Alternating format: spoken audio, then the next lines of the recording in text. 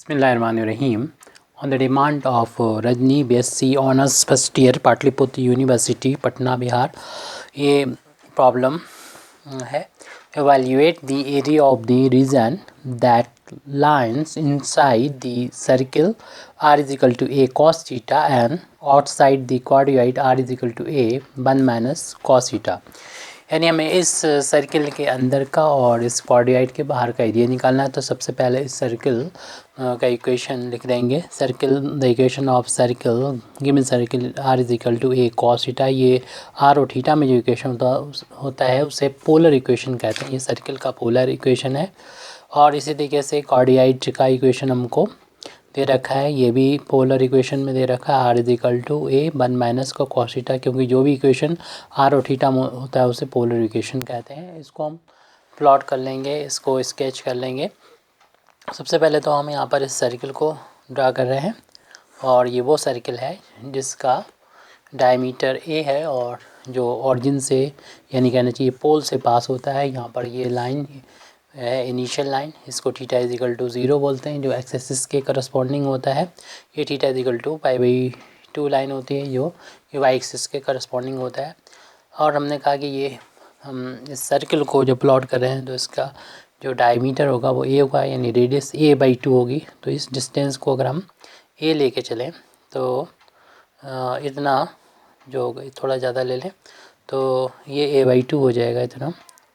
ये centre of circle हो जाएगा. इससे हम एक सर्किल को ड्रॉ कर देते हैं जिसका सेंटर सी एम ने ले लिया और इसकी रेडियस a/2 होगी. सर्किल को ठीक से आप ड्रॉ कर लें. हमारा तो सर्किल ठीक से ड्रॉ नहीं हो पा रहा, तो ये सर्किल है, रफली हमने बना लिया. और ये ए डिस्टेंस पर यहाँ पर कट कर लें इतनी ही दूरी, क्योंकि अब जो कॉर्डियाइड हम जो ड्रॉ करने वाले हैं तो कॉर्डियाइड को माइनस है तो ये लेफ़्ट हैंड साइड में ज़्यादातर पोर्शन इसका बनेगा और ये इस तरीके से जाता है. और ए डिस्टेंस पर ये इसको थीटा इज इक्वल टू π/2 को कट करता है. यानी इस पॉइंट के कोऑर्डिनेट ए कॉमा π/2 होते हैं. और ये यहाँ पर आके दोबारा से इनिशियल लाइन को मिलता है, इस लाइन को मिलता है. ये थीटा इज इक्वल टू पाई को वो डिस्टेंस 2a के बराबर होती है. तो इस हम कॉर्डिनेट को और ये इनिशियल लाइन के अबाउट दोनों ही कर्व सिमेट्रिकल होते हैं, इसलिए जैसे ये ऊपर बनेगा वैसा ये नीचे भी बनेगा कॉर्डिनेट. तो हमको एरिया निकालना है कॉर्डिनेट के बाहर का एरिया और सर्किल के अंदर का एरिया, यानी इस एरिया को हमको फाइंड करना है जो सर्किल के अंदर का एरिया है लेकिन कॉर्डिनेट के बाहर का एरिया है. तो इसके लिए हमें सेक्टर, वैसे तो हम जो है यहाँ पर सिंगल इंटीग्रल ऑर्डिनरी जो सिंगल इंटीग्रल होता है उससे निकाल सकते हैं, लेकिन इसको डबल इंटीग्रेशन से सॉल्व करना आसान होगा. इस पॉइंट के कोऑर्डिनेट को, इस पॉइंट को अगर ए से नोट करें, इसको अगर हम ज्वाइन करें इसी तरीके से, इस बी पॉइंट को ओ से ज्वाइन करें तो ये सिमेट्री से पता चल रहा है जितना इस ओ ए का एक्स एक्सिस से यानी इनिशियल लाइन से इंक्लिनेशन होगा उतना ही ओ बी का इस इनिशियल लाइन से इंक्लिनेशन होगा.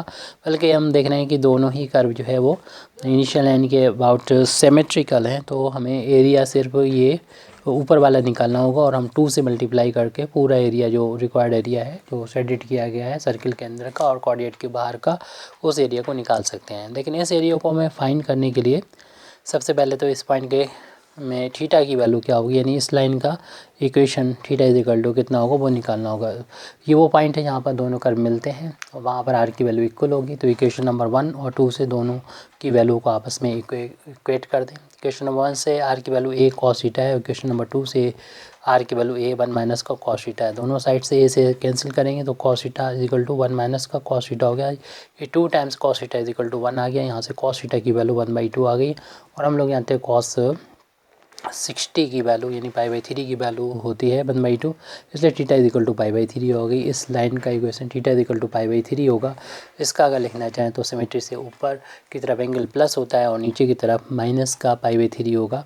लेकिन हमने कहा कि ऊपर वाला एरिया निकाल के 2 से मल्टीप्लाई कर देंगे तो ये एरिया आ जाएगा. तो हमें ऊपर यानी इनिशियल लाइन के ऊपर का एरिया को ही फोकस करना है. तो इसके लिए हम यहाँ पर इस सेक्टर ले लेंगे और जो सेक्टर की जो शुरुआत हो रही है वो सभी सेक्टर जो होंगे देखेंगे इस कॉर्डियाइड से शुरुआत होंगी और वो ख़त्म होंगे इस सर्किल पर ख़त्म होंगे। सर्किल का इक्वेशन नंबर 1 से बताया r is equal to a cos theta के इक्वल है, और जो कॉर्डियाइड का इक्वेशन है वो r is equal to a 1 minus cos theta है। और हम लोग को डबल इंटीग्रेशन से इस एरिया को अगर फाइंड करना चाहें तो the required area a is equal to, यहाँ पर डबल इंटीग्रेशन और एरिया का फार्मूला होता है r d theta into d r. ये इंटरचेंज भी कर लिख सकते हैं, लेकिन उसी हिसाब से थीटा की जो लिमिट होगी वो यही रहेगी। आप इन पलट के लिख लो, फिर भी थीटा को हमें जो कांस्टेंट है यहाँ रखना है, और आर यहाँ पर वेरिएबल है। और थीटा की वैल्यू देख लें कि हम इस लाइन से, चूँकि इस ऊपर वाला एरिया निकालना है, तो इस लाइन यानी थीटा इजिकल टू 0 जो लाइन होती है, ये पहले लिख चुके हैं यहाँ पर, थीटा इजिकल टू 0 से लेके और theta is equal to pi by 3 तक ये सेक्टर्स यहाँ पर इस तरीके से बनेंगे, जिसकी शुरुआत जो होगी वो इस वाले कर्व से होगी और ख़त्म ये होगा। अगर इस हमें सेडिट एरिया को कवर करना है, चाहे हम कोई भी यहाँ पर सेक्टर ले लें, हर एक सेक्टर की शुरुआत यहाँ से होगी, तभी ये एरिया कवर होगा। तो इसमें जो लिमिट है वो आप थीटा बराबर 0 से अगर लेते हैं π/3 तक लिखते हैं, क्योंकि इस π/3 के बाद हमारा एरिया का कोई भी पोर्शन नहीं है, सिर्फ एरिया यहाँ तक ही आ रहा है और वो इस थीटा इजिकल टू π/3 लाइन पे ख़त्म हो रहा है। और चूँकि हमने कहा था जैसे ऊपर का एरिया वैसे नीचे का, इसलिए 2 से मल्टीप्लाई कर लेंगे। तो यहाँ पर आप 2 से मल्टीप्लाई कर दें, ताकि इनिशियल लाइन के अबाउट सिमेट्री है, तो उस बेस पर हम इनिशियल लाइन के ऊपर का एरिया निकाल के 2 से मल्टीप्लाई करके होल एरिया निकाल सकते हैं। अब यहाँ पर आर की जो लिमिट है वो और देख लीजिए।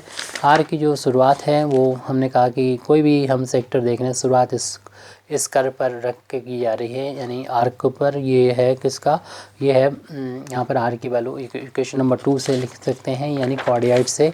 इसकी वैल्यू दे रखी है a1 माइनस का कॉस थीटा के इक्वल है, और सभी जो सेक्टर हैं वो ख़त्म हो रहे हैं यहाँ पर। और ये है एक सर्किल जिसका equation r is equal to a cos theta equation number 1 से डिनोट है। r की वैल्यू ए कॉस थीटा के इक्वल है। अब इस इंटीग्रल को सॉल्व करके, डबल इंटीग्रेशन को सॉल्व करके हम इस रिक्वायर्ड एरिया को निकाल सकते हैं। यहाँ पर सबसे पहले तो कहीं पर भी आप इधर उधर इसको लिखें, लेकिन ये पहला वाला जो है यानी ये कांस्टेंट रखेंगे, और ये चूँकि वेरिएबल है इसको हमें रखना होगा कहीं पर भी। तो हम यहाँ पर ये थीटा की लिमिट है, ये आर की लिमिट यहाँ पर है। और जो चाहे इसको उधर, क्योंकि अलग अलग राइटर जो हैं वो उसको अलग अलग इसको लिखा करते हैं, लेकिन जैसे हमने लिखा है उस बेस पर इस थीटा के रिस्पेक्ट में, यानी जिसकी ये लिमिट है पहली वाली, उसके रिस्पेक्ट में हम बाद में इंटीग्रेशन करेंगे और आर के रिस्पेक्ट में पहले इंटीग्रेशन करेंगे। तो अब इसके बाद में सभी राइटर का एक ही जैसा हो जाता है, जैसा कि हमने अब लिख दिया है 1 माइनस का कॉस थीटा। पहली स्टेप थोड़ी सी अलग हो सकती है। तो अब यहाँ पर हम आर लिख देंगे और आर के रिस्पेक्ट में इंटीग्रेशन करेंगे डी थीटा। ये स्टेप में हमने बताया कि आगे पीछे ये हो सकता है, कोई फ़र्क नहीं पड़ता है। ये नोटेशन है वो थीटा की लिमिट उतनी रहेगी, बस समझने के ऊपर है कि हमें पहले किसके रिस्पेक्ट में इंटीग्रेट करना है। जो ये लिखा है इसकी लिमिट जो होती है उसके रिस्पेक्ट में हमें पहले इंटीग्रेट करना होता है। तो आर के रिस्पेक्ट में पहले इंटीग्रेट करेंगे, आर के रिस्पेक्ट में यहाँ पर इंटीग्रेशन करेंगे तो आर स्क्वायर हो जाएगा, पावर 1 बढ़ जाती है, उतने से डिवाइड हो जाता है। और लिमिट आर की value a 1 minus cos theta जो वेरिएबल लिमिट है, और ए कॉस थीटा है, और इंटीग्रेट करना है थीटा के रिस्पेक्ट में।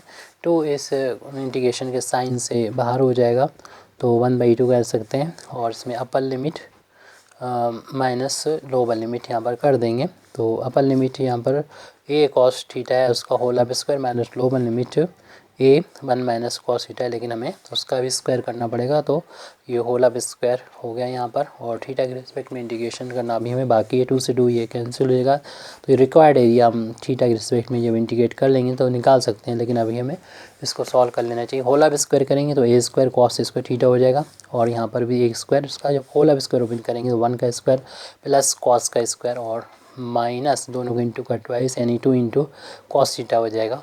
और यहाँ पर हम ए स्क्वायर को इस इंटीग्रेशन इस ब्रैकेट से बाहर ले लेंगे।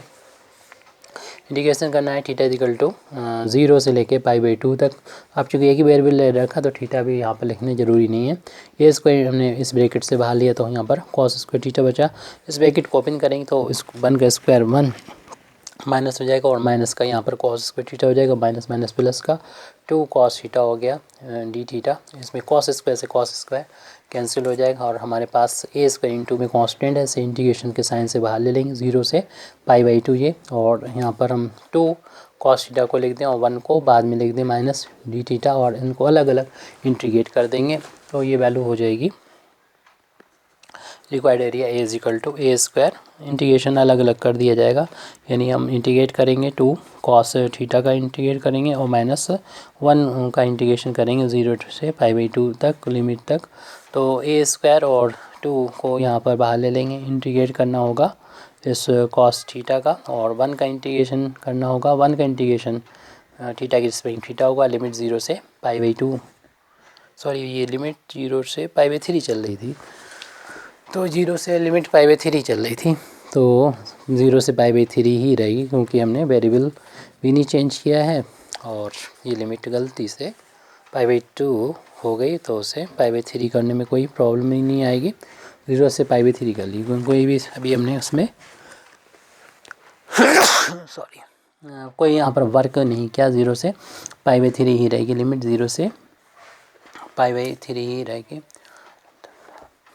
तो ए स्क्वायर ये हो जाएगा 2 और cos यहाँ पर cos थीटा का इंटीग्रेशन जो होगा वो sin थीटा हो जाएगा। लिमिट इसमें 0 टू π/3 माइनस अपर लिमिट यहाँ पर लिख देंगे π/3 माइनस लोअर लिमिट 0 हो जाएगा और ये वैल्यू हो जाएगी ए स्क्वायर 2 इंटू यानी sin π/3 माइनस sin 0 हो जाएगा माइनस π/3 ऐसा लिख दीजिए।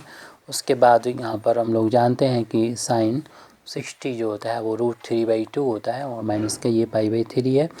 3 से 3 ये कैंसिल, 2 से 2 कैंसिल हो जाएगा सॉरी। तो हमारे पास वैल्यू बची हुई है ए स्क्वायर और स्क्वायर √3 माइनस π/3, इतना हमारा ये आंसर आ गया, रिक्वायर्ड एरिया आ गया। Thank you very much indeed for listening me. वाक़िर दावाना अल्हम्दुलिल्लाहि रब्बिल आलमीन।